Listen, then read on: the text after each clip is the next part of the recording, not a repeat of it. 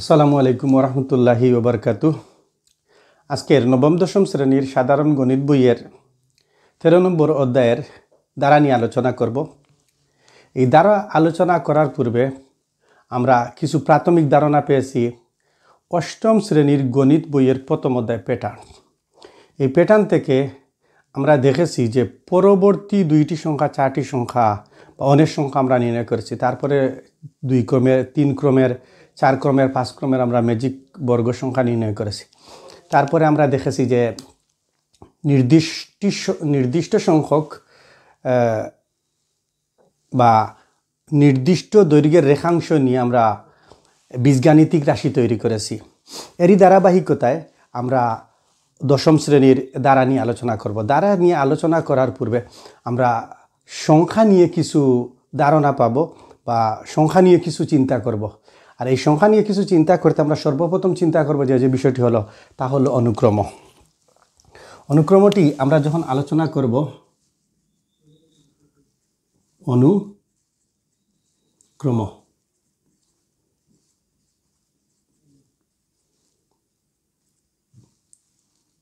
Sequence.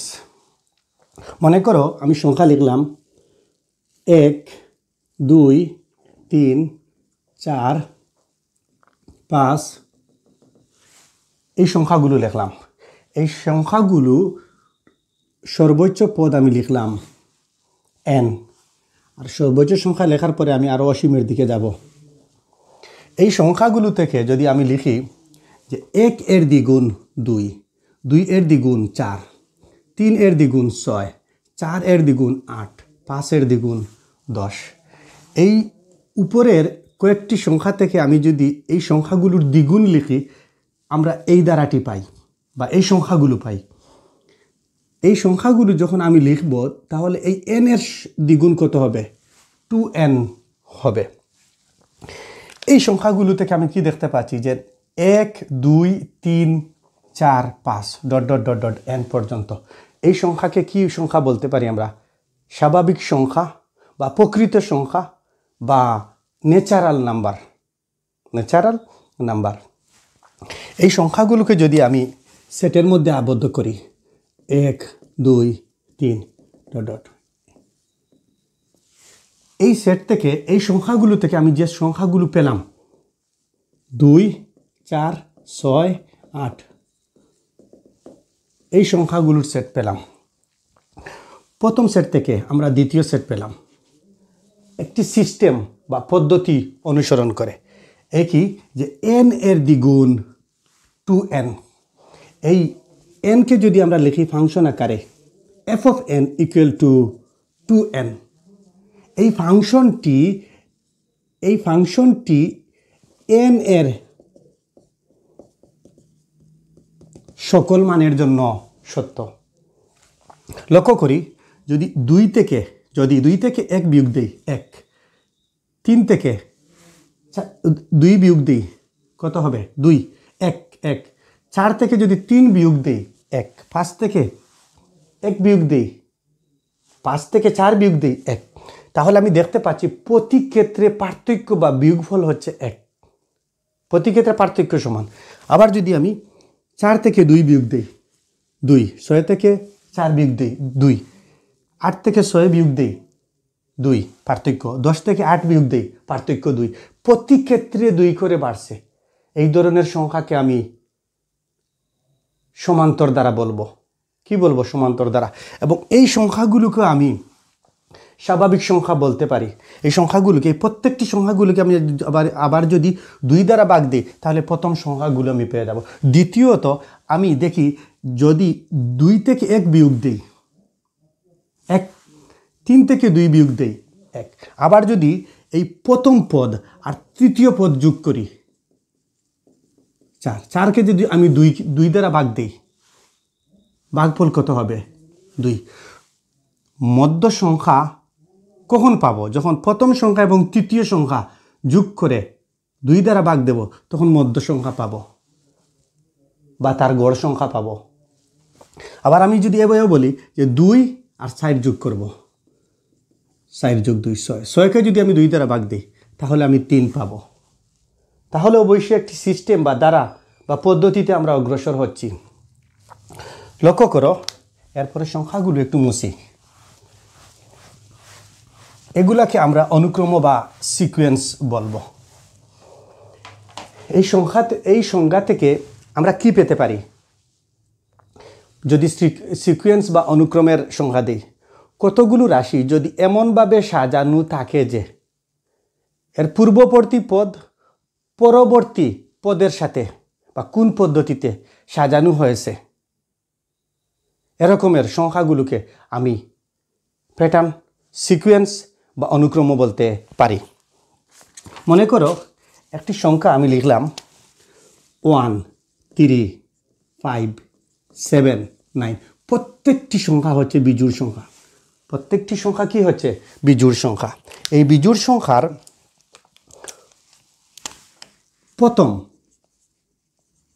প্রথম পদকে আমি কি বলবো? প্রথম রাশি। তাহলে আমি ওই দ্বিতীয় সংখ্যাকে আমি বলবো দ্বিতীয় রাশি, তৃতীয় সংখ্যাকে বলবো তৃতীয় রাশি, চতুর্থ সংখ্যাকে বলবো চতুর্থ রাশি, পঞ্চম সংখ্যাকে বলবো আমি পঞ্চম রাশি। বলতে পারি কি পারি না? অবশ্যই আমি পারি। তারপরে লক্ষ্য করো, যদি আমি এই বিজোড় সংখ্যক না লিখে আমি এটাও লিখি যে 1, 2, 3, 4 ... n পরেও আমি এই সংখ্যাগুলো অসীমের দিকে যেতে পারে, ইনফাইনাইট, অসীম হতে পারে। তাহলে ওই সংখ্যাগুলোকে আমি কি বলতে পারি? স্বাভাবিক সংখ্যা বলতে পারি না। যখন আমি n এর মান 1 বসাবো, প্রথম রাশির মান পাবো। যখন আমি n এর মান 2 বসাবো, দ্বিতীয় রাশি পাবো। n এর মান 3 বসাবো, তৃতীয় রাশি পাবো। n এর মান 4 বসাবো, চতুর্থ রাশি পাবো। এভাবে আমি অসংখ্য পেতে পারি। এই জন্যই অনুক্রমের পদ সংখ্যা নির্দিষ্ট নয়, অনির্দিষ্ট বা অসীম। এবং আমরা প্রথম যে সংখ্যাটি লিখেছিলাম, কি লিখেছিলাম? যে f of n equal to 2n। যদি আমরা এটাকে সেটের ভিতরে আবদ্ধ করি 2n, তাহলে এই n এর মান 1 থেকে অসীমের দিকে হবে কি হবে না?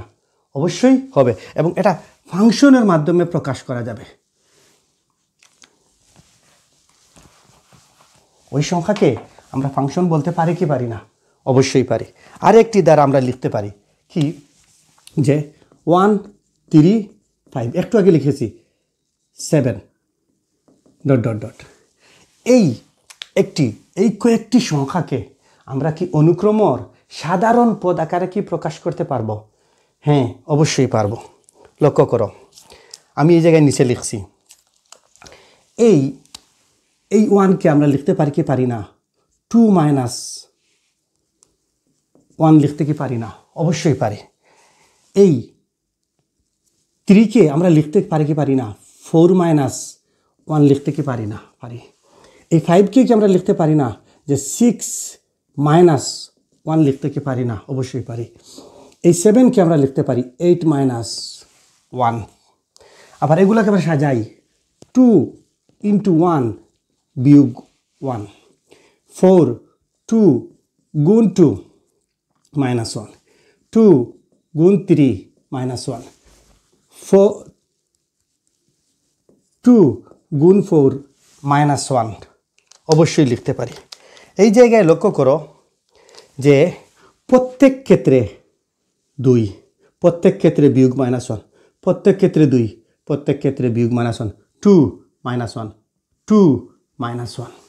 আবার এই জায়গায় আমরা দেখতে পাচ্ছি 1, 2, 3, 4। আমরা n এর মান কি লিখতে পারি না? n = 1, 2, 3, 4...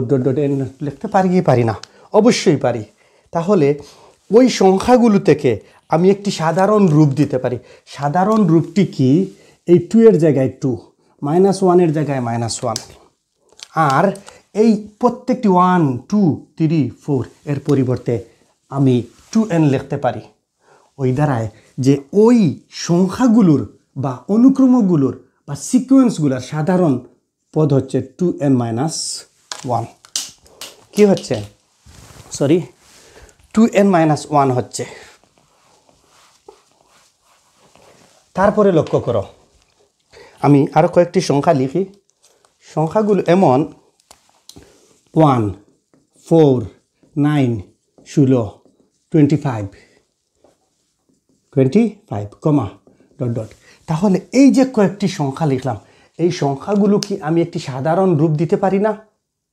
অবশ্যই সাধারণ রূপ দিতে পারি, বা সাধারণ পদে রূপান্তর করতে পারি। কি রূপান্তর করতে পারি? আমি একটু লিখি। 1কে আমরা অবশ্যই লিখতে পারি 1-এর উপরে স্কোয়ার, 1ই থাকবে। আমরা যদি 2-এর উপরে স্কোয়ার দিই 4 হয়ে যাবে। যদি 3-এর উপরে স্কোয়ার দিই 9 হয়ে যাবে। যদি 4-এর উপরে স্কোয়ার দিই 16 হয়ে যাবে। যদি 5-এর উপরে স্কোয়ার দিই 25 হয়ে যাবে। তাহলে আমি যদি এইটাকে সাধারণ পদ আকারে রূপান্তর করতে চাই কি হবে? লক্ষ্য করো, 1, 2, 3, 4, 5 আমি যদি স্বাভাবিক সংখ্যা লিখি, তাই সাধারণ পদ সর্বোচ্চ পদ n ধরে নিলাম। তারপরে কি আছে? স্কোয়ার আছে। তো এই সংখ্যাগুলোর সাধারণ পদ হচ্ছে n স্কোয়ার, এবং এই প্রত্যেকটা সংখ্যা হচ্ছে, আমরা এর আগে দেখে এসেছি সপ্তম শ্রেণীতে দ্বিতীয় অধ্যায়ের মূলদের মধ্যে পূর্ণবর্গ সংখ্যা। কি পূর্ণবর্গ সংখ্যা? তাহলে আমরা n স্কোয়ার থেকে একটি পূর্ণবর্গ সংখ্যার অনুক্রম বা সিকুয়েন্স পেতে পারি। ওকে, তারপরে দেখি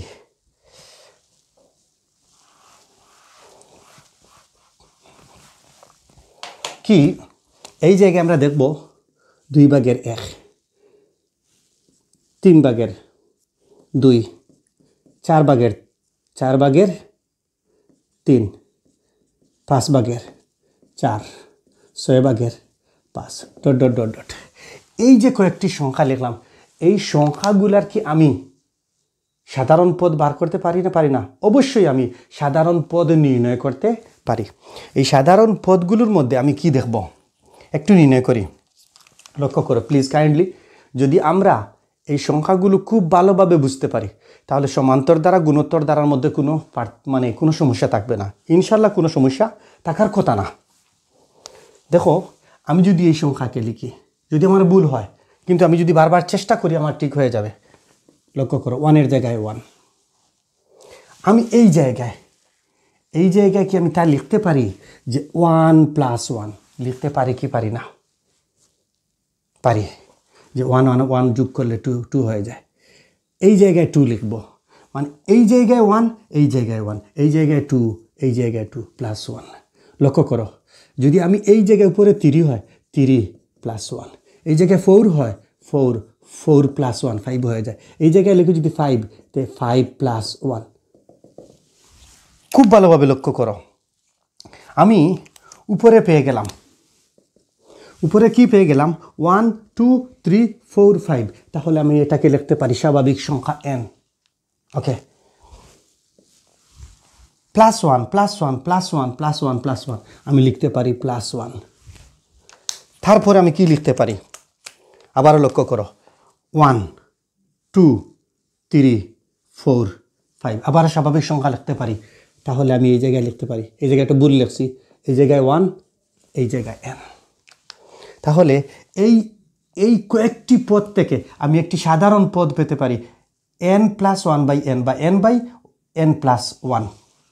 আমি লিখতে পারি এই অনুক্রম বা সিকুয়েন্সের সাধারণ পদ হচ্ছে n + 1/n বা n/n + 1 বা n/n + 1 এর এই পদগুলো হচ্ছে n এর প্রত্যেকটি মানের জন্য এই পদ সংখ্যা বা রাশিগুলোর মান সত্য।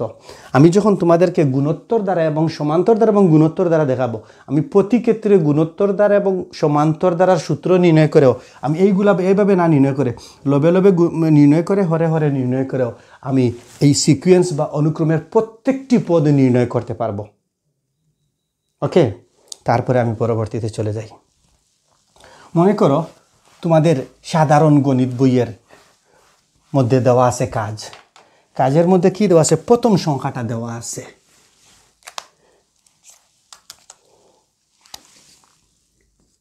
n/1। যদি আমরা এটাকে ফাংশনে রূপান্তর করি তে n/1 n-এর মান 1 থেকে ইনফিনিটির দিকে। ওকে, এবং এই জায়গায় লিখতে পারি যে n = 1 2 3 4 5 6 অসংখ্য সংখ্যা আমি লিখতে পারি, অসংখ্য সংখ্যা আমি লিখতে পারি। স্বাভাবিক সংখ্যা তার শেষ হয় না। তারপরে দেখো আমি এই জায়গায় লিখব n/1 সমান 1/1, n-এর মান 1 নিয়েছি, কত হলো 1। তারপরে আমি 1-এর জায়গায় n-এর মান 2 বসাবো, n-এর মান 3 বসাবো, n-এর মান 4 বসাবো, n-এর মান 5 বসাবো, n-এর মান 6 বসাবো। হবে কি হবে না? তাহলে আমি এই জায়গায় মুছে দিলাম, লিখলাম এই জায়গায় n/1। আরও অসংখ্য পদ সংখ্যা হবে, এই জায়গায় আরও অসংখ্য পদ সংখ্যা হবে। এই সংখ্যা না লিখে আমি লিখে দিলাম 1। আমরা কি আরও একটি সিকোয়েন্স বা অনুক্রমও পেলাম না?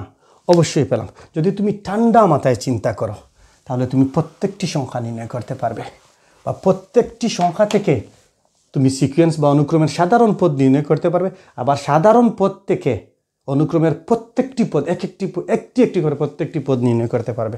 মনে করো আরেকটি দেওয়া আছে n-1/n-1।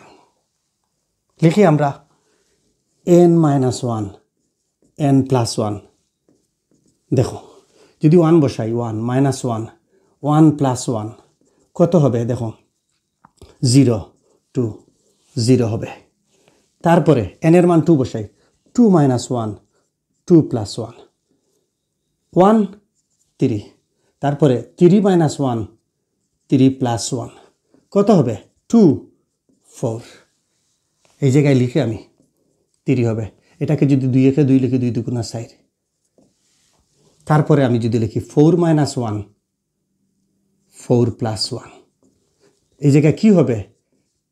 সরি, 4 থেকে 1 লিখি 3 5 হবে। এই জায়গায় আমি লিখব 5/3। এই জায়গায় যদি আমি লিখি 5 - 1 5 + 1 কি হবে? উপরে 4 হবে, নিচে 6 হবে। তাহলে আমি পেয়ে যাচ্ছি 2 × 2 = 4 3 × 2 = 6, উপরে 2 নিচে 2 3। আমরা এই প্রত্যেকটি পদ থেকে এই সাধারণ পদ থেকে আমরা একটি সিকোয়েন্স বা অনুক্রম পেতে পারি কি পারি না? অবশ্যই পারি। আবার যদি আমি এইগুলা লিখে ডট ডট লিখে যদি আবার লিখি n-1/n+1, এরপরে আরও অসংখ্য পদ সংখ্যা নির্ণয় করতে পারবো। পারবো কি পারবো না? অবশ্যই পারবো। আর একটি সংখ্যা লিখি আমরা, যেগুলা দেওয়া মানে অনুক্রমে সাধারণ পদ থেকে আমরা দেখি পদ সংখ্যা নির্ণয় করতে কি পারে কি পারি না। আর একটি সংখ্যা দেওয়া আছে, এটা 3 নম্বরটা। এটা কি দেওয়া আছে? 1/2n², n-এর মান। তাহলে আমি লিখি 1/n, 1-এর জায়গায় 1, 2-এর জায়গায় 2 বা 2, n-এর মান 1 বসাই, n-এর মান 2 বসাই, তারপরে n-এর মান 3 বসাই, n-এর মান 4 বসাই, n-এর মান 5 বসাই, n-এর মান 6 বসাই, n-এর মান 7 বসাই। লক্ষ্য করো এই জায়গায় আমরা জানি 2-এর উপরে 1 থাকা যায় কথা, একই কথা। তারপর 2-এর উপরে 2 বার গুণ করলে 4। তারপরে যদি আমরা 2 3 বার গুণ করি 8। তারপরে কি হবে? 16। তারপরে কত হবে? এই সংখ্যাগুলো আমরা ষষ্ঠ সপ্তম শ্রেণীতে শিখেছি। কত হবে? 16। তারপরে কত হবে? 32। তারপরে কত হবে? 64 হবে। এই জায়গায় দেখতে পাচ্ছি যে লবের প্রত্যেকটি সংখ্যা 1। আমরা যদি সাধারণ রূপে আবার নাই 1 হয়ে যাবে। লক্ষ্য করো 2 4, 2-এর দ্বিগুণ 4 8 16। এই জায়গায় তো বেড়ে লাগিয়ে দিয়েছি। কত হবে? 32 64 128। তাহলে আমি যদি এই প্রত্যেকটা 2-এর পরিবর্তে 2 আর 1 2 3 4 5 6 7 আমি লিখতে পারি কি পারি না? অবশ্যই পারি, অবশ্যই পারি। তাহলে এই সংখ্যাগুলোর সাধারণ পদ হচ্ছে 2n² / 1 বা 1/2n²। আবার 2n² এই পদগুলা আমি যেগুলা লিখলাম এইগুলা আমরা নির্ণয় করতে পারি কি পারি না? অবশ্যই পারি। এইগুলো আমরা নির্ণয় করতে পারি। আমার কাছে এগুলো কঠিন মনে হয় না। তারপরে আমরা পরবর্তীতে চলে যাই। আমরা জানি যে এই পৃথিবীতে যত কিছুই খেলা হচ্ছে সবগুলি সংখ্যার খেলা হচ্ছে। তুমি যত কিছুই চিন্তা করো না কেন এগুলা সংখ্যার খেলা। তারপরে দেখো 4 মধ্যে কি দেওয়া আছে যে 1/2 পাওয়ার n-1।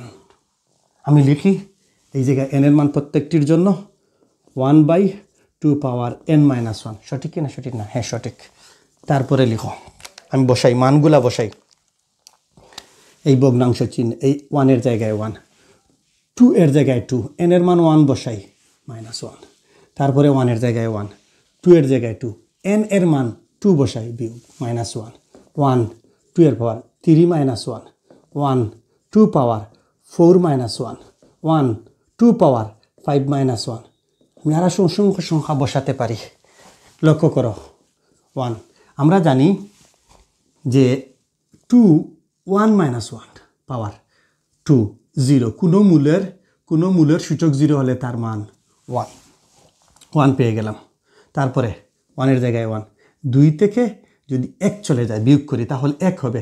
এর মানে a পাওয়ার 1 যে কথা সেই কথা, তাহলে 2 উপরে 1 যে কথা 2 একই কথা। তাহলে আমি লিখতে পারি 2। তারপরে কি লিখতে পারি 1, 4 লিখতে পারি। 3 থেকে 1 বিয়োগ করলে 2, 2 বার গুণ করলে 4।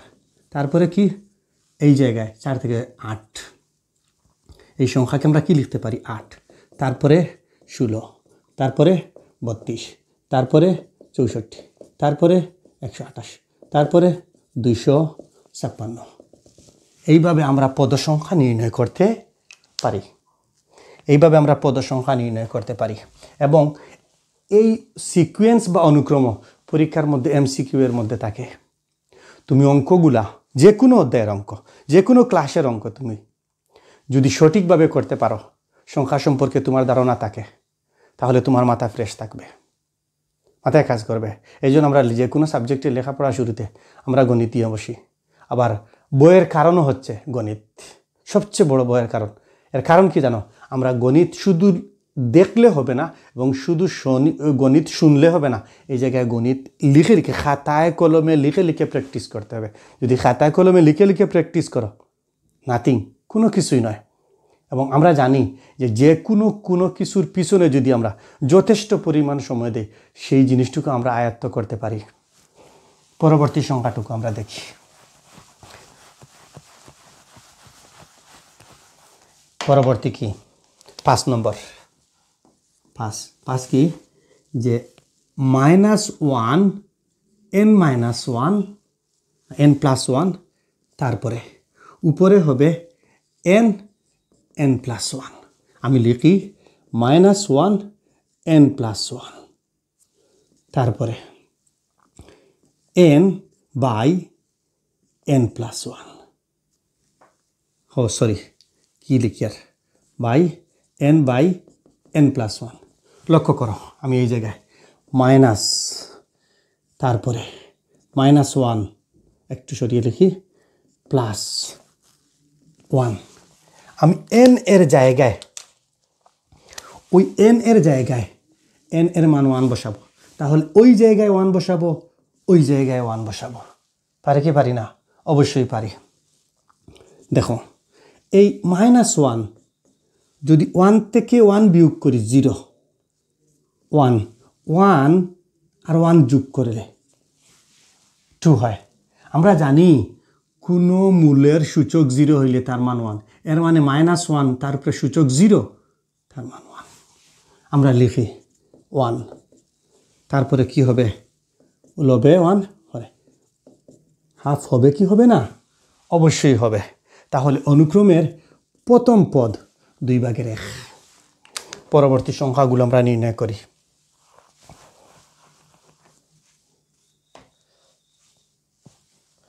লক্ষ্য করো। তারপরে আমরা লিখব n এর মান, n এর মান 2 মাইনাস 1। এই জায়গায় লিখব 2, এই জায়গায় লিখব 2। পারি কি পারি না? অবশ্যই পারি। তারপরে দেখো আমরা জানি -1 2 মাইনাস 1 লিখব। এই জায়গায় -1 এর জায়গায় -1, 2 থেকে যদি 1 চলে যায় 1। এখন লক্ষ্য করো, যদি কোনো পদের বা মূলের সূচক জোড় হয় আর মূলটা যদি ঋণাত্মক হয়, তাহলে এই ঋণাত্মক পদ সংখ্যাটা জোড় হয়ে যাবে। আর যদি কোনো মূলের সূচক ধনাত্মক জোড় সংখ্যা হয়, কি হয়? জোড় সংখ্যা হয়। আর মূল যদি ঋণাত্মক হয়, তাহলে এই মূল সংখ্যা ধনাত্মক হয়ে যাবে। তাহলে কি হবে? -1 আমি লিখলাম। এই জায়গায় আমি কত লিখব? -1 গুণ 2 তারপরে 3। এটা যদি আমি ক্যালকুলেশন করি, এই জায়গায় প্লাস আছে, প্লাসে মাইনাসে মাইনাস, 2 একে 2 3 -3/2। পরবর্তী সংখ্যা নির্ণয় করি। কত হবে? আমি n এর মান 3 বসাবো। 3 - 1 3, 3 + 1। লক্ষ্য করো, -1 3 - 1 -1 3 থেকে 1 বিয়োগ করলে 2। এখন আমরা যদি -1কে 2 বার গুণ করি, তাহলে মাইনাস গুণ মাইনাস, তারপরে গুণ 1 গুণ 1, তাহলে মাইনাসে মাইনাসে প্লাস, 1-এ 1-এ গুণ করলে 1। এই জায়গায় কত হবে? আমরা দেখতে পাচ্ছি, কারণ মূলের সূচক জোড় সংখ্যা, তাহলে এই মাইনাসটা প্লাস হয়ে যাবে। আর যদি পাওয়ার বিজোড় হয়, তো মাইনাসই থেকে যাবে। ওই জায়গায় কি লিখব? +1 গুণ তারপরে 3, তারপরে হবে 4। এটা যদি আরো ক্যালকুলেশন করি, তো প্লাসে প্লাসে প্লাস। ওকে, একটু মুছি, বারবার আমাকে মুছতে হচ্ছে। দেখো এই জায়গায় 3 আর 1 গুণ করলে 3, 4। কত হচ্ছে? 4 3। এর মানে পরের যখন পদ সংখ্যা হবে, তা হবে ঋণাত্মক। তা কি হবে? ঋণাত্মক। এর মানে আমরা এই অনুক্রমের পদগুলো পাচ্ছি কোথায় থেকে? কিসের মাধ্যমে? এটা হচ্ছে -1 পাওয়ার n-1 n/n n+1, এই সাধারণ পদ থেকে পাচ্ছি। তাহলে আমরা কি নির্ণয় করতে পারছি কি পারছি না? অবশ্যই পারছি। এগুলা কঠিন হওয়ার তো কথা নয়। আমরা জানি যে সংখ্যা নিয়ে যখন তুমি গভীর চিন্তা করবে, এইটুকু নিয়ে যে কোনো কিছু নিয়ে তুমি গভীর চিন্তা করবে, তখন তোমার সমস্যা থাকার কথা না। আর একটা আছে লাস্টের, যে কি আছে? -1 পাওয়ার n-1 বাই n/2n+1। আমি লিখি -1 n পাওয়ার -1 n/2n+1 লিখব। এই মাইনাসের জায়গায় মাইনাস, -1-এর জায়গায় মাইনাস, এই 1-এর জায়গায় +1, 2-এর জায়গায় 2। আমি দেখো আমি যদি n এর মান প্রথমে 1 বসাই, কি হয়? -1 পাওয়ার n-1 n-1, n এর মান 1, যদি 1 থেকে 1 চলে যায় 0, তার মানে 1 হয়ে গেল। গুণ এই জায়গায় 1, লবে 1, 2 একে 2, 2-এর সাথে 2 একে 2, 2-এর সাথে 1 যোগ করি 3। হবে কি হবে না? অবশ্যই হবে। এইটাকে যদি আমি গুণ করি 1 3, তাহলে আমি প্রথম পদ পাচ্ছি 3/1। পরবর্তী পদ নির্ণয় করি এভাবে। আমার কাছে এখন আর কঠিন মনে হচ্ছে না, তোমাদের বুঝতে আর সমস্যা হয়নি বা হচ্ছে না, এইটুকু বলতে পারি। -1 n এর মান এখন কত বসাবো? 2। n এর জায়গায় n এর মান কত বসাবো? 2 তো বসে আছে, n এর মান আবার কত বসাবো? 2 যোগ তাহলে দেখো -1 পাওয়ার 2 -1 -1 পাওয়ার 1 পাওয়ার 1 এর মানে মাইনাসই থেকে যাবে। ওকে, -1 2 এর জায়গায় 2 2 দুগুণা 4 আর একে 5 কত হবে? এই জায়গায় প্লাস, প্লাসে মাইনাসে মাইনাস, উপরে কত 2 নিচে কত 5 -5 2। পরের সংখ্যা নির্ণয় করি আমরা, পরের সংখ্যা নির্ণয় করি। পরের সংখ্যা কি? এই জায়গায় -1 এর জায়গায় -1 n এর মান এখন আমি কত বসাবো? 3 3 -1 3 2 × 3 +1। এই জায়গায় দেখো যদি -1 3 -1 -1 2 এখন এর মানে কোনো মূলর সূচক জোড় সংখ্যা, তাহলে এটা প্লাস হয়ে যাবে। কত হবে? 1 লিখলাম 1 গুণ 3 এর জায়গায় 3 3 দুগুণা 6 আর 7 কত হলো? 7/3। এর মানে প্লাস মাইনাস প্লাস কত? 7/3। এরপরটা কত হবে? মাইনাস অন্য কোনো সংখ্যা হবে। আমরা কি নির্ণয় করতে পারবো কি পারবো না? অবশ্যই পারবো। তাহলে আমরা দেখতে পাচ্ছি যে সিকোয়েন্স বা অনুক্রমের সাধারণ পদ থেকে প্রত্যেকটি পদ সংখ্যা বা রাশি নির্ণয় করতে পারছি। আবার প্রত্যেকটি পদ সংখ্যা বা রাশি থেকে এইগুলার সাধারণ পদ নির্ণয় করতে পারছি। সিকোয়েন্স বা অনুক্রম কঠিন লাগার কথা নয়, অবশ্যই লাগার কথা নয়। তারপরে আমরা চলব, এই সংখ্যাগুলোকে যখন আমরা যুগের মাধ্যমে যুক্ত করব, এই সংখ্যাগুলোকে যখন আমরা যুগের মাধ্যমে যুক্ত করব, তখন এই সংখ্যাগুলোকে আমরা দ্বারা বলবো। একটি নাম তো দিতে হবে। এই সংখ্যাগুলোর নাম দিয়ে দিলাম দ্বারা।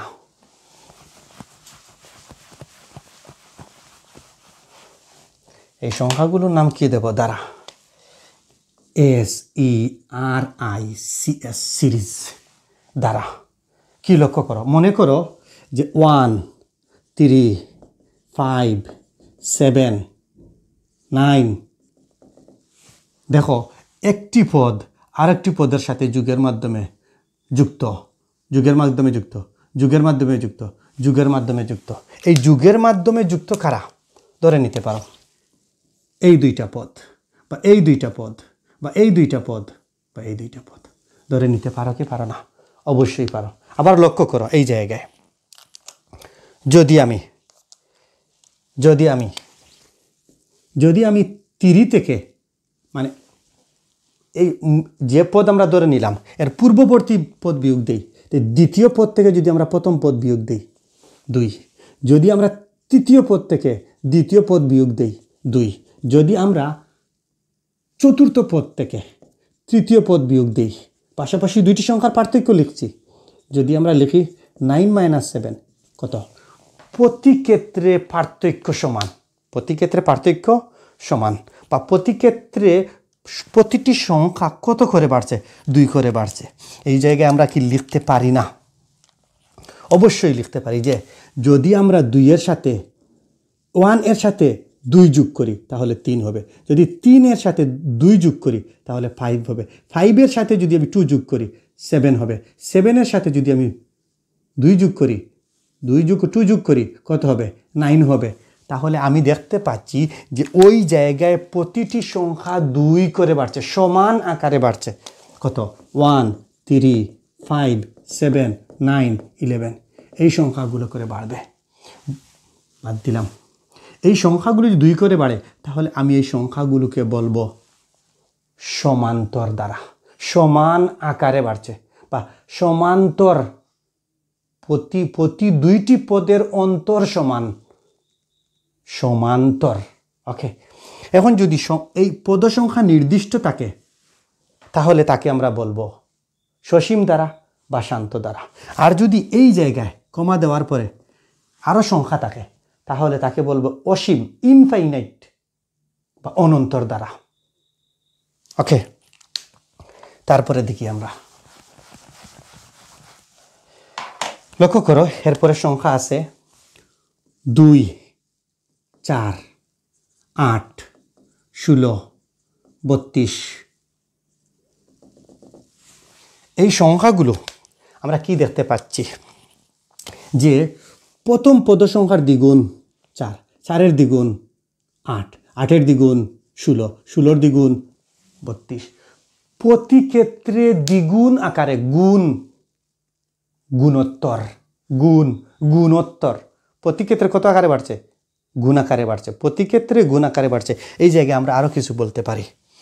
যদি আমরা সমান্তর দ্বারার ক্ষেত্রে যে পদের পূর্ববর্তী পদ বিয়োগ করতে হবে, আর গুণোত্তর দ্বারার ক্ষেত্রে পূর্ববর্তী পদ থেকে পরবর্তী পদ ভাগ করতে হবে। অনুপাত, প্রতিটি অনুপাতই একটি ভগ্নাংশ, প্রতিটি ভগ্নাংশই একটি অনুপাত। তাহলে যদি আমি 4কে 2 দ্বারা মানে দ্বিতীয় পদকে প্রথম পদ দ্বারা ভাগ দিই, কত হবে? 2। যদি আমি তৃতীয় পদকে দ্বিতীয় পদ দ্বারা ভাগ দিই, যদি আমি চতুর্থ পদকে আমি তৃতীয় পদ দ্বারা ভাগ দিই, যদি আমি পঞ্চম পদকে চতুর্থ পদ দ্বারা ভাগ দিই, আমি দেখতে পাচ্ছি প্রতি ক্ষেত্রে তার অনুপাত হচ্ছে 2, মানে প্রতি ক্ষেত্রে দ্বিগুণ আকারে বাড়ছে। যদি আমি এই 2 পরে 2-এর সাথে আমি 2 গুণ করি 4, এই 4-এর সাথে যদি আমি 2 গুণ করি 8, 8-এর সাথে আমি যদি 2 গুণ করি 16, কত? 16। আবার 16-র সাথে যদি আমি 2 গুণ করি 32। গুণ আকারে বাড়ছে না? এটা হচ্ছে গুণোত্তর দ্বারা। এই গুণোত্তর দ্বারার ক্ষেত্রে যদি এভাবে ডট ডট না থাকতো, তাহলে আমরা তাকে বলতাম গুণোত্তর সসীম দ্বারা। আর যদি ডট ডট থাকে তাহলে বলবো গুণোত্তর অসীম দ্বারা। ওকে, তারপরে যাই। আমি মনে হয় একসাথে অনেক কথা বলছি, তোমাদের হয়তো কষ্ট হচ্ছে এত কথা একই সাথে। লক্ষ্য করো, একটু ধৈর্য সহকারে দেখো, একটু ধৈর্য সহকারে দেখো। এখন আমরা চলে যাব পরবর্তী ধাপে, সমান্তর দ্বারা। সমান্তর দ্বারা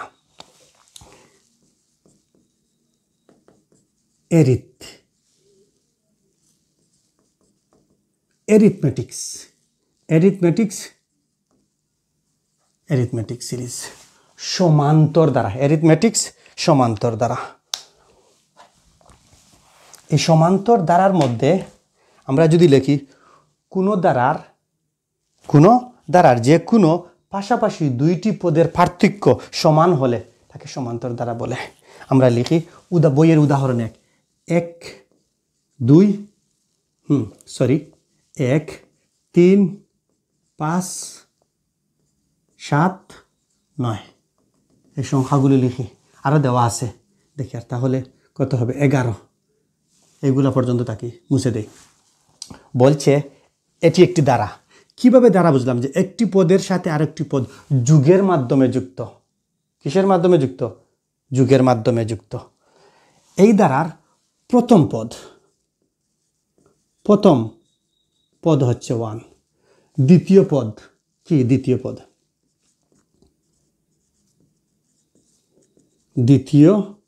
পদ হচ্ছে 3, তৃতীয় পদ হচ্ছে 5, চতুর্থ পদ হচ্ছে 7, পঞ্চম পদ হচ্ছে 9, ষষ্ঠ পদ হচ্ছে 11। হচ্ছে কি হচ্ছে না? অবশ্যই হচ্ছে।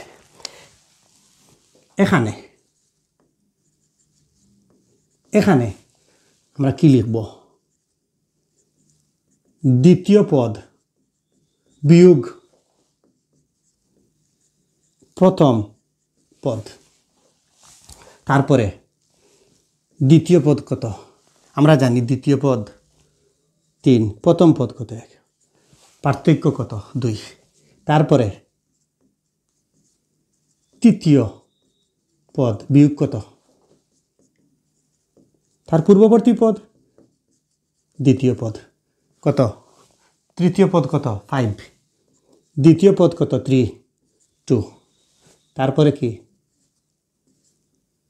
চতুর্থ পদ বিয়োগ কি? তৃতীয় পদ। চতুর্থ পদ কত? 7 - 5, 2। তারপরে কি?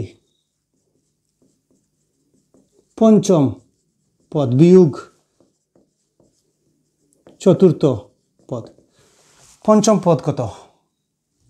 9 মাইনাস 7, চতুর্থ পদ 7, কত হবে?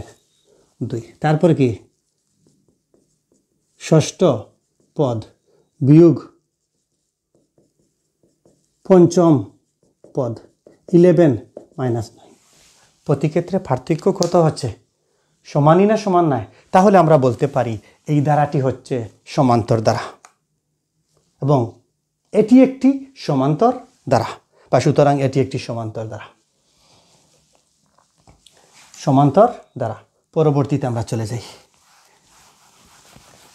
তোমার বইয়ের মধ্যে যেগুলো দেওয়া আছে আমি প্রাথমিকভাবে সেইগুলোই আলোচনা করব। মনে করো আমি লিখলাম, আমি লিখি, আবার জানি না ভুল হবে কিনা শুদ্ধ হবে, লিখে দেখি 1 3 5 7 9 11। আমি দেখলাম এইগুলা। লক্ষ্য করো, এই জায়গায় আমি বলবো যে মনে করি সমান্তর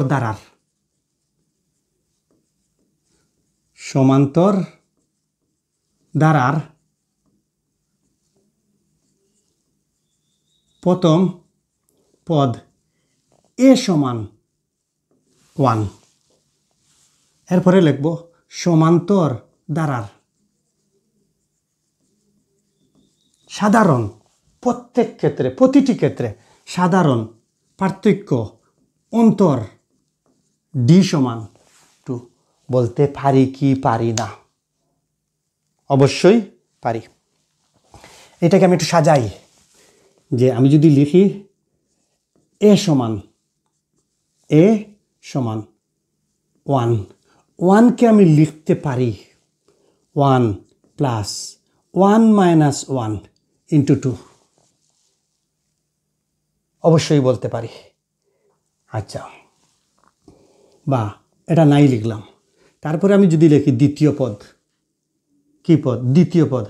দ্বিতীয় পদ যদি আমি লিখি তাহলে লিখব এ প্লাস ডি। কেন লিখলাম? আমি যদি প্রথম পদের সাথে সাধারণ অন্তর যোগ করি তাহলে আমি দ্বিতীয় পদ পেয়ে যাব। কত পাবো? 3 পাবো কি পাবো না? অবশ্যই পাবো। আমি এই জায়গায় 3 লিখতে পারি, আমি এই জায়গায় 1 লিখতে পারি, যদি দেখতে সুন্দর বানাচ্ছে না। এই জায়গায় আমি যদি লিখি কত? 1 যোগ 1 যোগ, লক্ষ্য করো, তারপরে কত?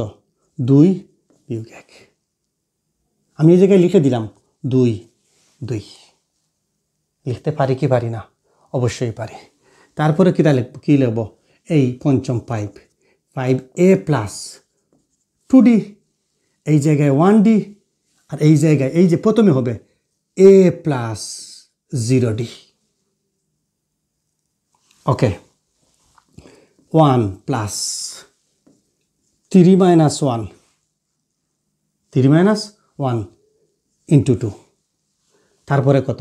7a প্লাস 3d সমান 1 প্লাস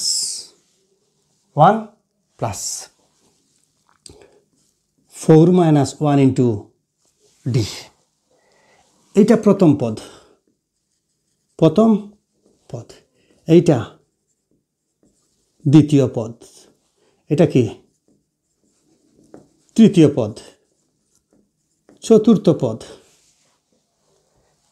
এইভাবে যদি আমি লিখে আরও যাই, যদি এই জায়গায় কি হবে?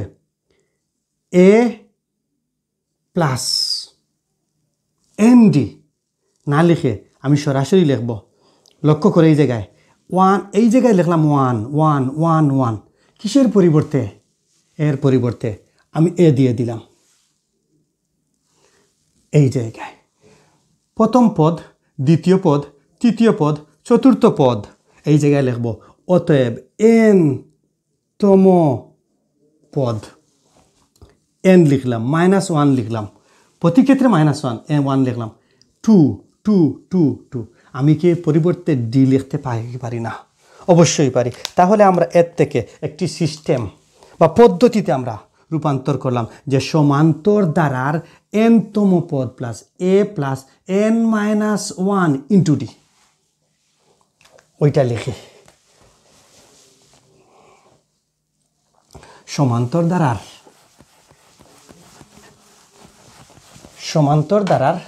n-তম পদ a plus n-1 into D, এটা তম পদ। এই nটা কি? তম পদ। কত তম পদ? এই জায়গায় যদি আমরা বলি যে সমান্তর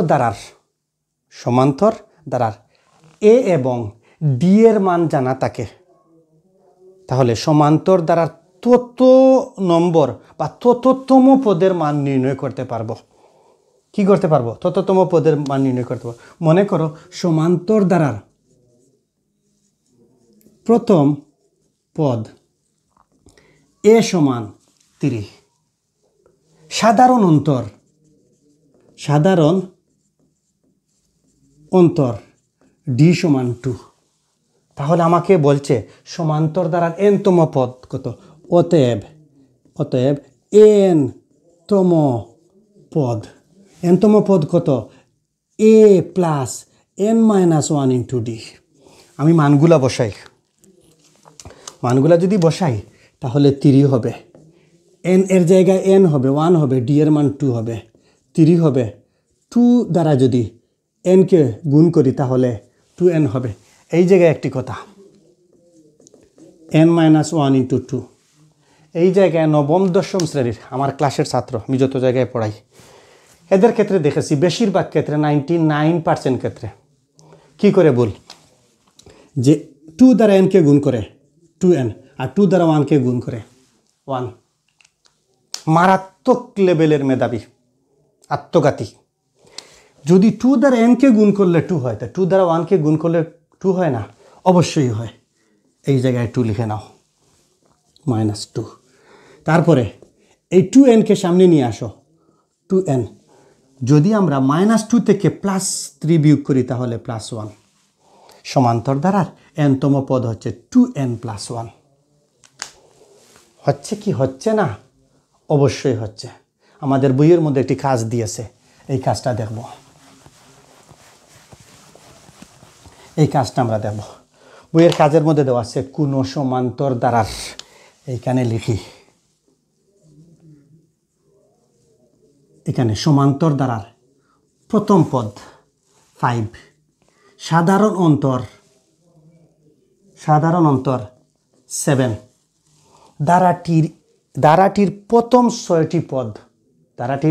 6টি পদ নির্ণয় করি। আমরা জানি, বাইরের জায়গায় লিখতে পারি, আমরা জানি n-তম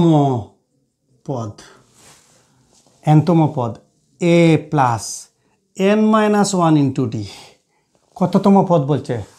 যে প্রথম 6টি পদ, তাহলে 1-তম পদ। এর মান কত? 5, n এর মান কত? 1, d এর মান কত? 7। তাহলে যদি 1 থেকে 1 চলে যায়, গুণ 0, 7, মানে ওর ইতিহাসে কি হয়ে যাবে? 0 হয়ে যাবে। যার ইতিহাস 0 তাকে আমরা অনুসরণ করি না। এই জায়গায় কি হবে? 5। দ্বিতীয়তম পদ, এর মান 5, n এর মান 2 - 1, সাধারণ অন্তর কত? 7। তাহলে 2 থেকে 1 বিয়োগ করলে, মানে 1 বিয়োগ করলে 1 দ্বারা 7কে গুণ করলে 7, 7 5 12। ওকে। তারপরে তৃতীয় পদ কত? 5 এর জায়গায় 5, এই n এর জায়গায় তৃতীয়, হ্যাঁ 7। 3 থেকে 1 বিয়োগ করলে 2, 2 7 2 গুণা 14, 14 আর 5 জানি না কত হবে, 19 হয়তো, দিয়ে দিলাম।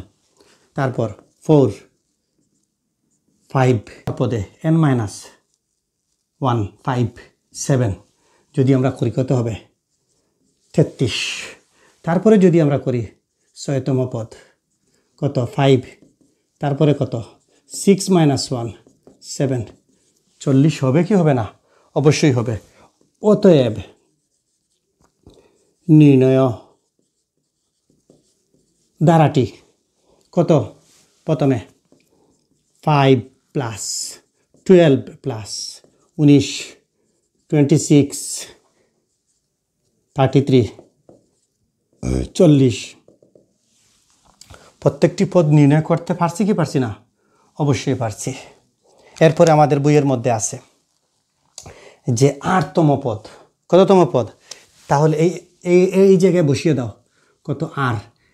এই এর মান 5 প্লাস এন এর জায়গায় আর -1 7। কত? 5, তারপরে কত হবে? 7 আর -7। 7 আর সামনে চলে আসবে। 7 থেকে +5 বিয়োগ করলে -2, 8তম পদ। তারপরে কি বলছে? যে 2p + 1 বসাই, যে অতএব 2p + 1 তম পদ। তম পদ কি করব আমি? 5 এর যে প্রথম পদ এ বসাবো, আর n এর জায়গায় আমার হবে 2p - 1 না +1 সূত্রের -1 7। এই জায়গায় এটা বিয়োগ যাবে। কত হবে? 5 হবে। 7 × 2 = 14 p। অতএব 14p + 5। প্রত্যেকটি পদ আমি নির্ণয় করতে পারলাম কি পারলাম না? তাহলে 6টি পদ হচ্ছে এই সংখ্যাগুলো। তারপরে বলছে 8তম পদ। 8তম পদ 7 আর -2। 2p + 1তম পদ আমরা নির্ণয় করতে পারলাম। তাহলে আমরা সমান্তর দ্বারা কিভাবে নির্ণয় করতে পারবো? যদি সমান্তর দ্বারার এ এবং ডি এর মান জানা থাকে, তাহলে যততম পদ বলবে তততম পদের মান নির্ণয় করতে পারবো। এবং এই ধরনের কোয়েশন বোর্ড পরীক্ষায় বা পরীক্ষার মধ্যে MCQ এর মধ্যে আসে। তাহলে আমি আশা করি এরপরে আর তোমাদের ভুল হওয়ার কথা না। অবশ্যই কি হওয়ার কথা না? ভুল হওয়ার কথা না। চলো আমরা একটা অঙ্ক করি। আমরা একটা অঙ্ক করব। কোন অঙ্ক করব?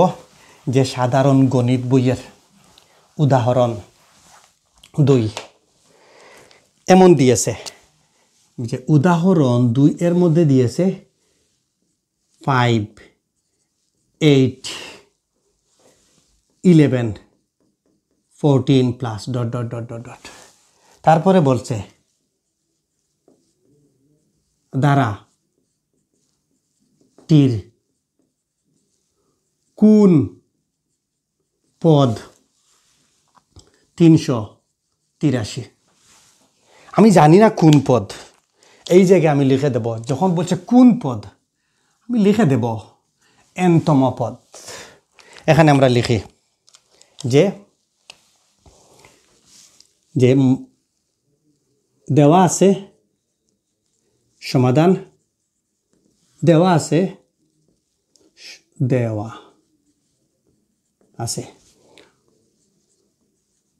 প্রথম পদ a = 5, সাধারণ অন্তর d = দ্বিতীয় পদ হচ্ছে 8, দ্বিতীয় পদ বিয়োগ প্রথম পদ কত হবে? 3। আবার তৃতীয় পদ বিয়োগ দ্বিতীয় পদ 3। আবার চতুর্থ পদ বিয়োগ তৃতীয় পদ 3। সাধারণ অন্তর কত হচ্ছে? 3। তাহলে এটি একটি সমান্তর দ্বারা। অতএব এটি একটি সমান্তর দ্বারা। ওকে, এরপরে লিখবা অতএব কোন পদ বলছে? বলবা n তম পদ সমান 383। এরপরে কি লিখো? যে আমরা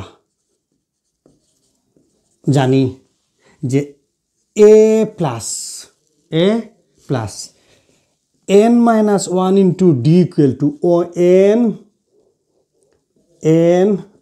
তম পদ বা ক্যালকুলেশন করো a এর মান 5 এই n এর মান নেই এখানে এই n তম পদ বলতে n নয় পদ সংখ্যা তাহলে n minus 1 d এর মান কত 3 বসাও n তম পদের মান কত n তম পদের মান কত আমি লিখেছি 383 তারপরে যাই বা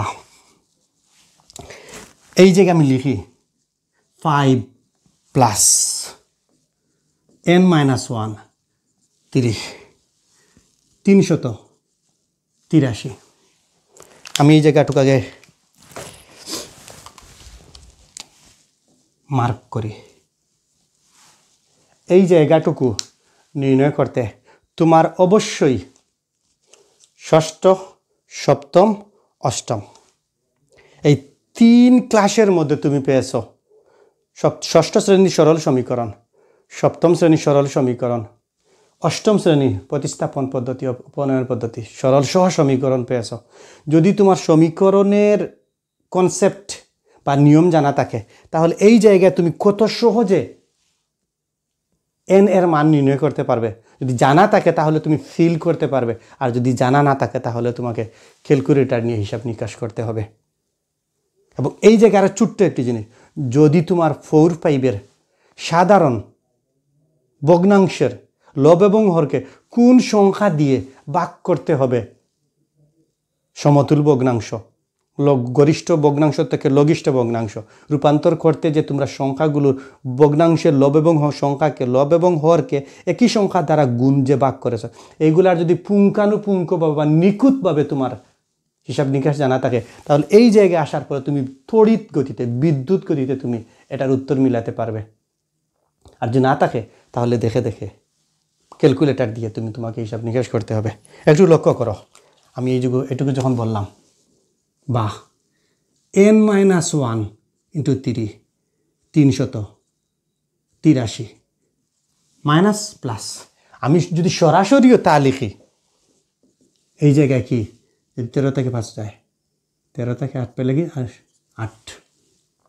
7 3 ওকে বা লিখলে হবে তারপরে n minus 1 ওকে ব্র্যাকেট দেওয়ার কোনো প্রয়োজন নেই এই জায়গায় আর 378 এই জায়গায় গুণ অবস্থায় এই জায়গায় ভাগ অবস্থায় তুমি যদি এই জায়গায় লেখো 3 একে 3 দুগুণা 6 3 6 18 তুমি যদি n minus 1 সমান যদি লিখো উভয় পক্ষকে তুমি 3 দ্বারা ভাগ দিয়ে দাও তা হবে অতএব n 100 এই জায়গায় -1 এই জায়গায় +1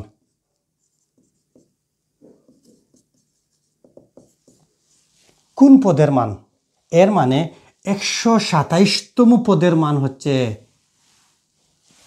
383 প্রথম পদের মান হচ্ছে 5 দ্বিতীয় পদের মান হচ্ছে 8 তৃতীয় পদের 11 এরপরের মান চতুর্থ পদের মান 14 তাহলে কোন পদের মান 127তম পদের মান হচ্ছে 383 এবং অনুশীলনীর মধ্যে সেম দুইটা অঙ্ক রয়েছে এবং পরীক্ষার মধ্যেও আসে nতম পদ কত কোন পদ কত এই জায়গায় তো এই যদি আমি অঙ্ক পারি এই সূত্র পারি আর এই কাজ নিয়ে হিসাব নিকাশ করতে পারি আমার তো ভুল হওয়ার কথা নয় অবশ্যই কথা নয় তারপরে চলো আমরা আরেকটি অঙ্ক করি চলবে এভাবে চলবে তোমাকে প্লিজ একটু ধৈর্য ধরে দেখতে হবে যদি ধৈর্য না থাকে তাহলে তুমি অঙ্ক করতে পারবা না আর ধৈর্য যদি না থাকে তাহলে তুমি ধরে নিও কোনো পড়াই তোমার দ্বারা সম্ভব হবে না ধৈর্য যদি না থাকে তাহলে কোনো পড়াই তুমি পারবা না আমরা এখন লিখব সমান্তর দ্বারার n সংখ্যক পদের সমষ্টি সমান্তর দ্বারার n সংখ্যক পদের সমষ্টি আমরা অষ্টম শ্রেণীতে প্যাটার্নের মধ্যে পেয়েছি যে 10টি পদের যোগফল ধরেছি 20টি পদের 15টি পদের যোগফল এই সংখ্যাগুলোকে আমি যখন ছোট থেকে বড় আবার বড় থেকে ছোট উল্টোভাবে লিখেছি এর থেকে আমি যোগফল বা সমষ্টি নির্ণয় করেছি আমরা এই জায়গায় নির্ণয় করব সমান্তর দ্বারার n সংখ্যক পদের সমষ্টি আমরা লিখতে পারি এই জায়গায় এটা লিখব মনে করি যে সমান্তর ধারার প্রথম পদ এ সমান বা দিয়েই দিছে যে সমান্তর ধারার প্রথম পদ এ সাধারণ অন্তর ডি পদ সংখ্যা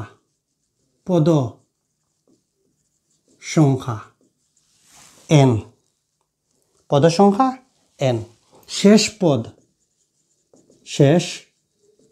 পদ কি এই প্রথম পদ পরে শেষ পদ দিতে পারো p শেষ পদ p এবং সমান্তর ধারার n সংখ্যক পদের সমষ্টি অতএব n সংখ্যক পদের সমষ্টি Sn কি আবার সুন্দর করে লিখি Sn সমান্তর দ্বারা n সংখ্যক পদের সমষ্টি Sn লিখতে পারি। আসো আমরা সংখ্যাগুলো লিখি যে মনে করি প্রথমে সর্বপ্রথম প্রথম পদ হতে শেষ পর্যন্ত ঠিক উল্টোভাবে আবার লিখব শেষ পদ হতে প্রথম পদ পর্যন্ত আমি লিখি Sn ইকুয়াল টু প্রথম পদ কি হবে তোমরা জানো সমান্তর দ্বারা আমি একটু আগে লিখেছি এটা এখন দিব না এখন দেওয়ার দরকার নেই একটু পরে দেই যে Sn a প্লাস তারপরে a প্লাস ডি তারপরে a প্লাস 2d তারপরে a plus 4d 3d 4d আমি dot dot dot dot dot লিখলাম। এরপরে কি হবে শেষ পদ কত p 2d তারপরে কত শেষ পদ 1d তারপরে শেষ পদ p মাইনাস 0d এর মানে p হবে কি হবে না অবশ্যই হবে। আমি এটাকে লিখলাম 1 নং সমীকরণ। তারপরে আবার লিখব উল্টোভাবে Sn ইকুয়াল টু এই শেষ পদ লেখো p তারপরে কি p মাইনাস d তারপরে কি p minus 2d plus dot dot dot এই পদ লেখো উল্টা a plus 2d a plus d তারপরে লেখো এটাকে 2 নং সমীকরণ লেখো। এই 2 নং সমীকরণ যখন তুমি লিখবে এই দুইটা দ্বারা তুমি যোগ করে নাও আমরা জানি ক যোগ ক 2 ক x যোগ x 2x যোগ করলে সহগ বাড়ে বিয়োগ করলে সহগ কমে এই জায়গায় আমি লিখব যে 2Sn এই প্রথম পদ আর দ্বিতীয় পদ যোগ করি মানে প্রথম ধারার এবং দ্বিতীয় ধারার 1 নং সমীকরণ এবং 2 নং সমীকরণ যোগ করে পাই কি লিখব a প্লাস p এই জায়গায় লক্ষ্য করো আমি ওই দুইটা পদ লিখি a plus d p minus d আমি যোগ করব 1 নং সমীকরণের সাথে 2 নং সমীকরণ যোগ করব লক্ষ্য করো প্লাস d মাইনাস d তারপরে উপরে কি প্লাস যোগ করছি তো এটা প্লাস তাহলে a প্লাস p আমি এই জায়গায় দেখতে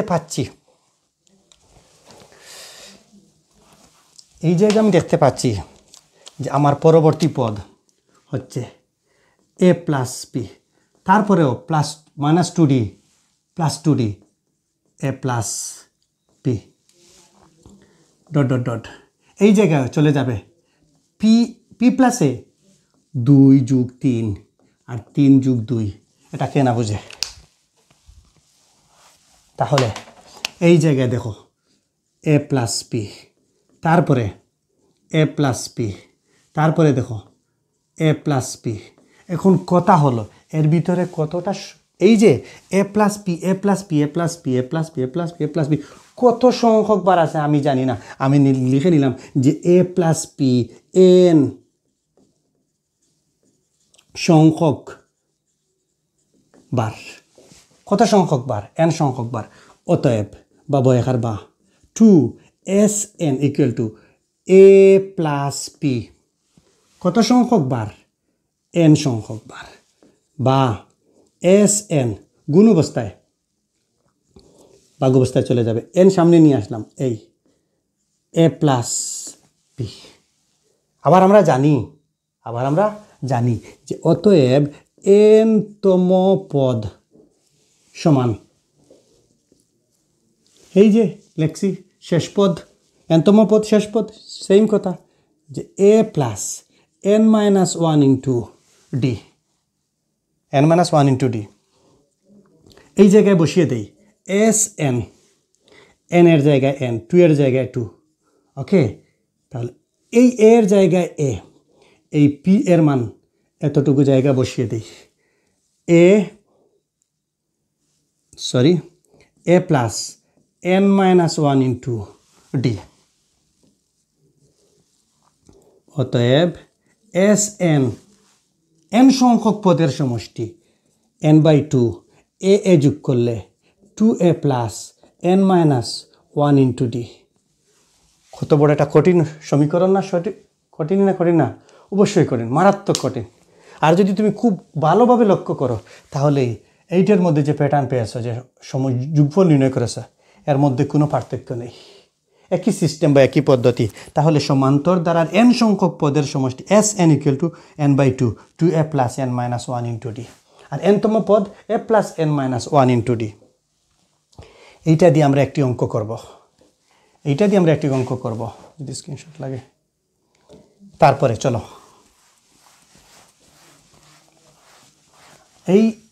এই সমষ্টিটা অন্যভাবেও নির্ণয় করা যায়। চলো, সমান্তর দ্বারা এন সংখ্যক পদের সমষ্টি এন, একটু মুছি। অতএব এন, ওই কি লিখলাম রে, এন তম পদ A plus N minus one into D. আর সমান্তর দ্বারার এন সংখ্যক পদের সমষ্টি কি? N by two A plus N minus one into D. তাহলে আমরা সাধারণ গণিত বইয়ের দেখি কয় নাম্বার, এই 4 নম্বর উদাহরণ। কয় নম্বর উদাহরণ? 4 নম্বর। 4 নম্বর উদাহরণ কি দেওয়া আছে? 1 প্লাস, তারপরে 2 প্লাস, 3 প্লাস, 4 প্লাস, হ্যাঁ ডট ডট ডট ডট। আমি পরের বাজু লিখবো না, আগে এতটুকু নির্ণয় করি। কি দেখব? এই জায়গায় লিখব না, নাও এখানে প্রথম পদ 1, সাধারণ অন্তর 2 থেকে 1 চলে গেলে 1 হবে কি হবে না? হবে। তারপরে বলছে যে আমরা জানি এই জায়গায় লিখি, আমরা জানি এন তম পদ A plus N minus one into D. Okay, হবে কি হবে না? এই জায়গায় আরেকটা জিনিস লিখেছে 99। আমি লিখতে পারি বা এই এ প্লাস এর মান কত? 1, ডি এর মান, এন এর জায়গায় এন, এই এন বলতে শেষ পদ নয়, ই এন বলতে কত? শেষ পদ, এন সমান কত? 99। তাহলে আমি এইটা কততম পদ 99, এই এন নির্ণয় করতেছি। ডি এর মান কত? 1, আর এই এনতম পদ কত? 99। বা এন মাইনাস 1, এটা না, আর কোনো ব্র্যাকেট দেওয়া লাগবে না। আর কেন দেব? তাহলে 99। এটা যদি এই সাইডে চলে যায় কি হবে -1 বা n 98, আবার 1 -1 +1, অতএব n = 99। 99তম পদের মান হচ্ছে 99। কেন হলো? যে সংখ্যাগুলো প্রতি ক্ষেত্রে 1 করে বাড়ছে, সমান্তর দ্বারার প্রতিটি পদ 1 1 করে বাড়ছে, তাহলে 99তম পদের মান হচ্ছে 99। এখন আমাকে বলে দিয়েছে এইটা সমান, মানে একটা দ্বারার এই ক্ষেত্রে এই জায়গায় সমান চিহ্ন দ্বারা বোঝাবে সমষ্টি বা যোগফল। এই সমান চিহ্নকে আমরা পঞ্চম শ্রেণী নিতে পারবো, পড়েছি, গণিত বইয়ে দিয়েছে। সম্পর্ক চিহ্ন, কি চিহ্ন? সম্পর্ক চিহ্ন। কিসের সম্পর্ক চিহ্ন? যে বাম পক্ষের সাথে ডান পক্ষের সম্পর্ক। তাহলে আমি এখন লিখব যে আমরা জানি সমান্তর সমান্তর সমান্তর সরি সমান্তর দ্বারার, ওই দ্বারা দুইবার লিখে নিলাম, সমান্তর দ্বারার n সংখ্যক পদের সমষ্টি, সমান্তর দ্বারার n সংখ্যক পদের সমষ্টি Sn = n/2 × 2a + n-1 × d। লিখি এই জায়গায় এই n এর মান কত নির্ণয় করেছে, এই জায়গায় 99, 99 2 এর মান কত 1 প্লাস কত n এর মান কত, এই যে n আছে, n এর মান কত, এই জায়গায় 99 -1, d এর মান কত 1, সাধারণ অন্তর। তাহলে 99 2, তারপরে হোক 2 1 2 98, সরি, আর 98 যদি আমরা 1 দ্বারা গুণ করি 98 হবে, হওয়ার কথা, এটা হওয়ার কথা। তারপরে কত 99 2 গুণ কত হবে 100 হবে, 2 1 2 50 2 গুণ 100, শূন্যর জায়গা আছে 0, 5 নং 45 45 আর 5 4, 5 নং 45 45 আর 4 49, এইটুকু আনসার। আমি আবারও বলি, যখন একটি দ্বারা দেওয়া থাকবে তখন আমরা nতম পদের মান নির্ণয় করব। যদি যোগফল সমান চিহ্ন দিয়ে থাকে তাহলে আমরা সমান্তর দ্বারার n সংখ্যক পদের সমষ্টি নির্ণয় করব। এই জায়গায় যে আমি একটু মুছে দিই, এই যে s, এই n এর মান কত আমি জানি 99। এই যত জায়গায় আমি n পাবো, এই n এর মান 99 বসিয়ে দেব। যত জায়গায় আমি n এর মান পাবো আমি এই n এর মান 99 বসিয়ে দেব। ওকে, আমরা একটি অঙ্ক করি, আবার সহজ একটা অঙ্ক করি।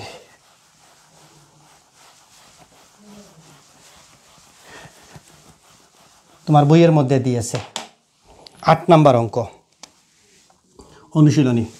অনুশীলনী কত নাম্বার অঙ্ক? 8 নাম্বার অঙ্ক। যে কোন সমান্তর দ্বারার m-তম পদ n এবং n-তম পদ m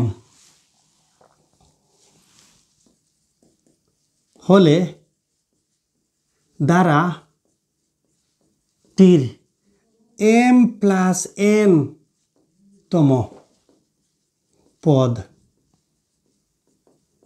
নির্ণয় কর, বা m + n-তম পদ কত? আমরা লিখব যে মনে সমাধান যে মনে করি সমান্তর দ্বারার প্রথম পদ এ সমান্তর দ্বারার সাধারণ অন্তর ডি। অতএব সমান্তর দ্বারার n তম পদ a plus n minus 1 into D. যেহেতু এই জায়গায় একটা জিনিস উল্লেখ করেছে, তম পদ, ওকে, এই জায়গায় তম পদ বলেছে, আমরা লিখব প্রশ্ন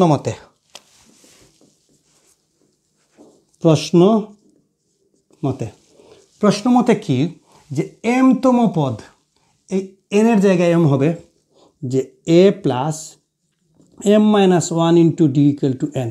m তম পদ n, তারপরে আবার বলেছে যে n তম পদ m। এটাকে আমরা বলি 1 নং সমীকরণ, এটাকে বলি 2 নং সমীকরণ।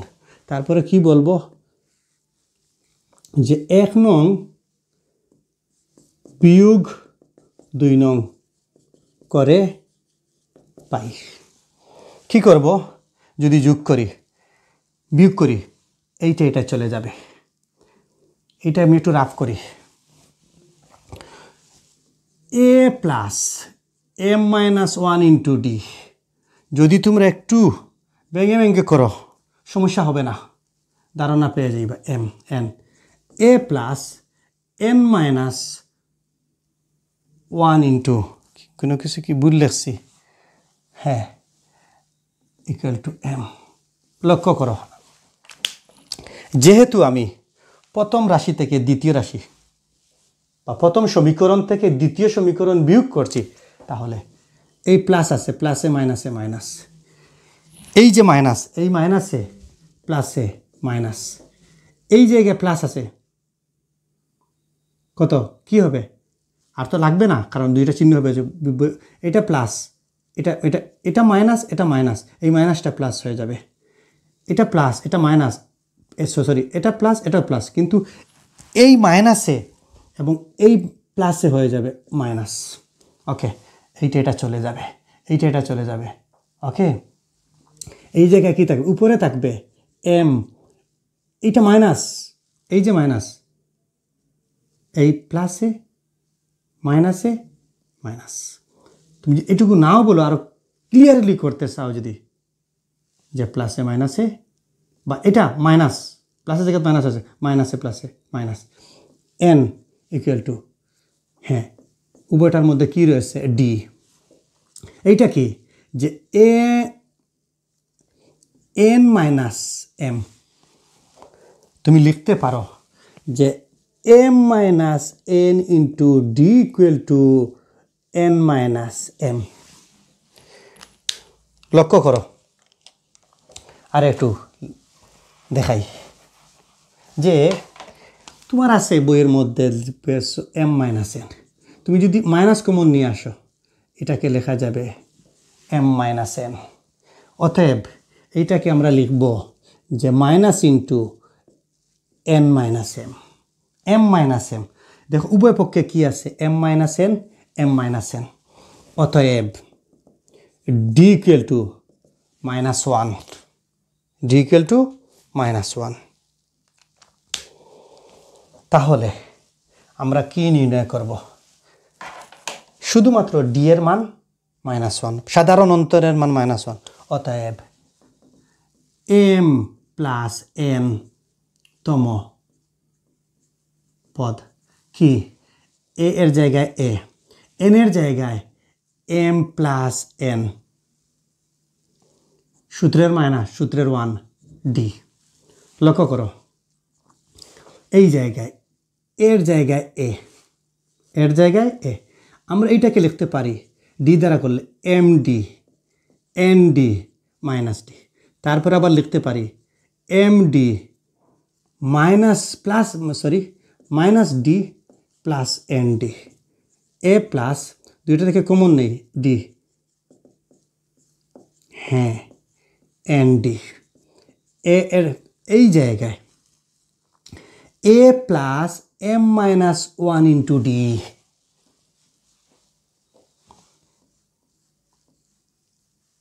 তার পরিবর্তে আমরা বসাতে পারি n, প্লাসের জায়গায় প্লাস, n এর জায়গায় n। d এর মান বসাতে পারি, d এর মান বসাতে কি বসাতে পারি? -1 বসাবো, -1। তাহলে n মাইনাস প্লাসে মাইনাসে মাইনাস, প্লাসে মাইনাসে মাইনাস, n আর 1 এ গুণ করলে n, plus m plus n minus n 0। অতএব m প্লাস n তম পদের মান হচ্ছে 0। এইটা তুমি করতে পারো। করতে কি পারো না? পারো না? অবশ্যই তুমি করতে পারো।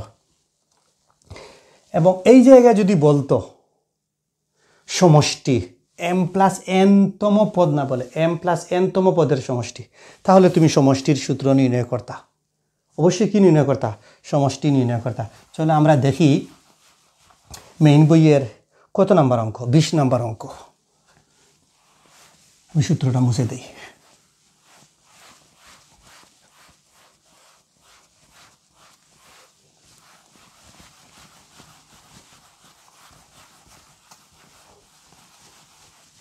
লক্ষ্য করো যে একটু ধৈর্য ধরে দেখতে হবে। 20 মনে করি বা দেওয়া আছে কোনো সমান্তর দ্বারার প্রথম পদ,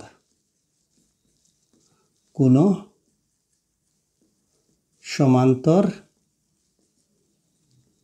দ্বারার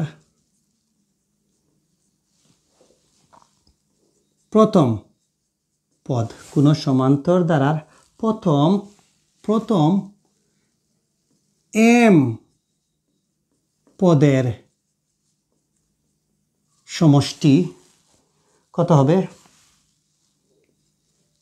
n, এবং n পদের সমষ্টি m হলে m প্লাস n পদের সমষ্টি নির্ণয় করো। আমরা এই অঙ্ক করব। সর্বপ্রথম আমরা বলবো যে মনে করি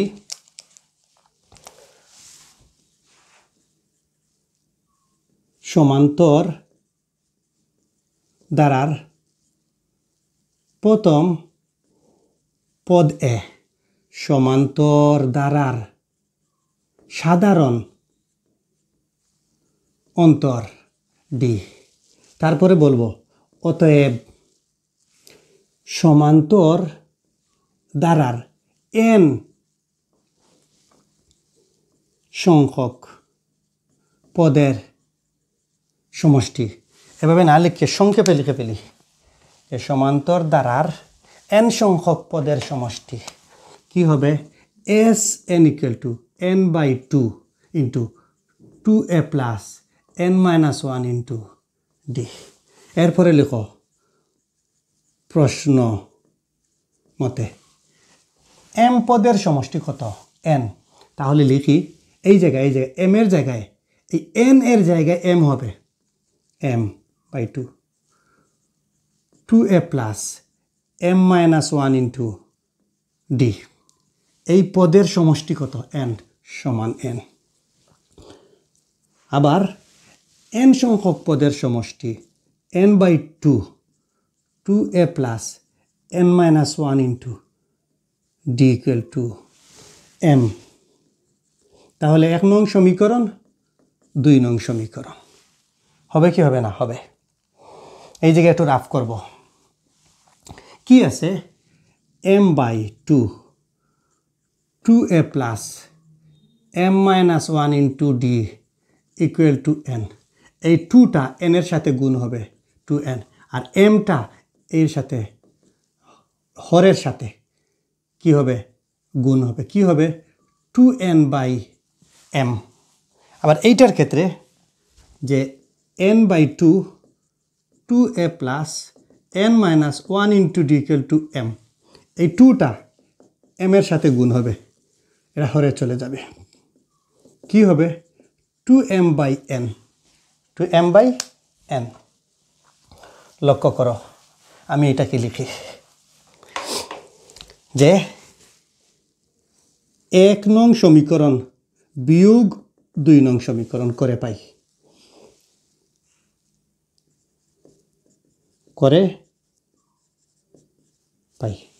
তাহলে লিখব a plus m minus 1 into d equal to 2n/m।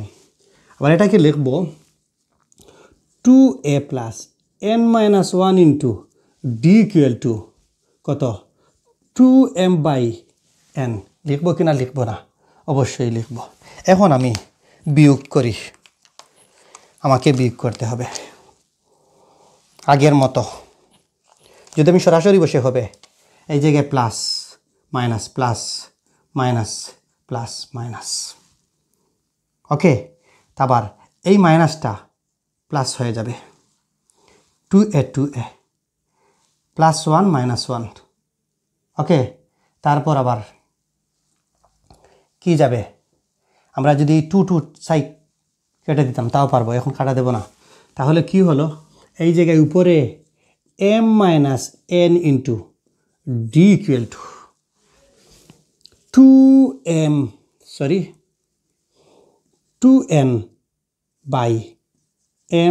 বিয়োগ 2m/n, এইটা।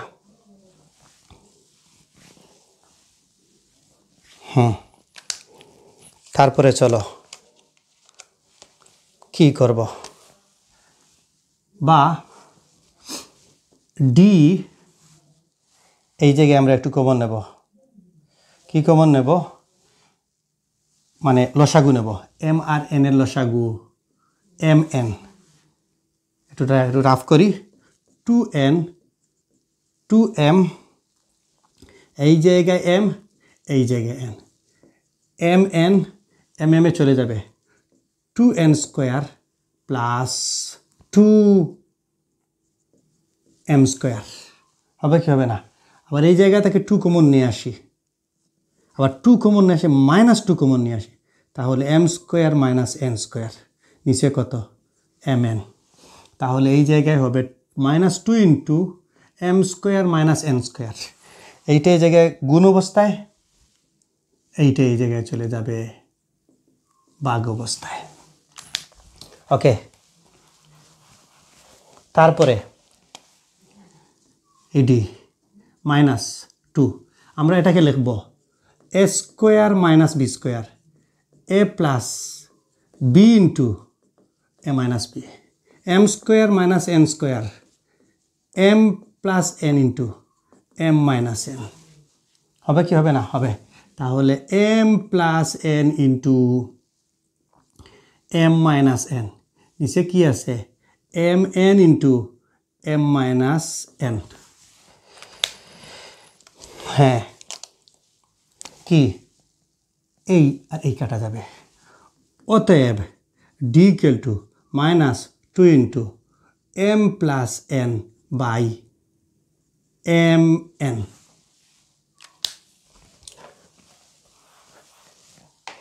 তারপরে আমরা দেখব যে কি বলেছে যে সমান্তর দ্বারার এম প্লাস এন সংখ্যক পদের সমষ্টি। আমরা লিখব যে অতএব এস এম প্লাস এন, এই যে 1 ইন্টু ডি, তারপরে এম প্লাস এন বাই 2, এই জায়গায় লিখব 2a plus m minus 1 into d plus n d. এটাকে যদি তুমি একটা করে ভেঙে দাও তাহলে আগের ফরম্যাট পেয়ে যাইবা।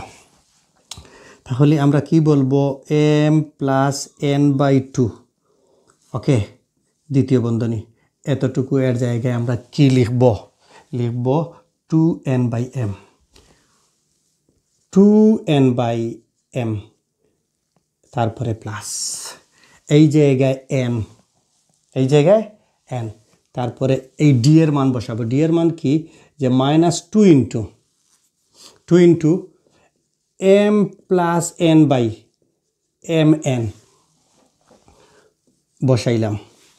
ওকে, তারপরে কি দেখব, যে এই জায়গায় আমরা এই এন আর এই এন কেটে দেব।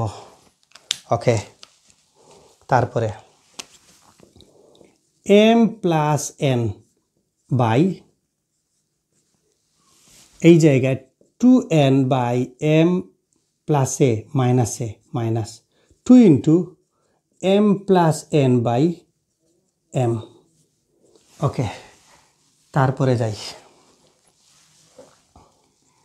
এম প্লাস এন, হ্যাঁ এই জায়গায় আমরা লসাগু নেব 2, তারপরে দ্বিতীয় বন্ধন থাকুক, যে এম আর এম এর লসাগু এম, তাহলে হবে 2m, না সরি 2n মাইনাস তারপরে 2m প্লাস n। ওকে, তারপরে m minus n, m plus n দ্বিতীয় বন্ধনী দিয়ে দিই, 2n মাইনাসে প্লাসে মাইনাস 2m প্লাসে মাইনাসে মাইনাস 2n বাই m, তারপরে m প্লাস n বাই 2 গুণ প্লাস 2n মাইনাস 2n থেকে গেল মাইনাস 2m বাই m। ওই জায়গায় কি হবে, প্লাস m, মানে লব আর হরের m কেটে দেব। ওকে, 2 কেটে দেব, এই মাইনাস আর এই জায়গায় একটা প্লাস আছে, তো প্লাসে মাইনাসে মাইনাস কি হবে, m প্লাস n। তাহলে বলতে পারি যে সমান্তর ধারার m প্লাস n সংখ্যক পদের সমষ্টি হচ্ছে মাইনাস m প্লাস n। হলো কি হলো না? অবশ্যই হলো। আমরা 13.1 দেখলাম। পরবর্তী ক্লাসে আমরা 13.2 এর বেসিক থেকে আমরা অ্যাডভান্স লেভেলের প্রত্যেকটি দেখব। আমি চেষ্টা করেছি যে আমার পক্ষ থেকে এই প্রথম অধ্যায়ের বেসিক 2 এই সূত্র প্রয়োগ করে সমাধান নির্ণয় করার জন্য, এবং আমি চেষ্টা করেই যাব। যদি বুঝে থাকো তাহলে লিখো। দেখা হবে পরবর্তী ক্লাসে। ভালো থাকো। আল্লাহ হাফিজ।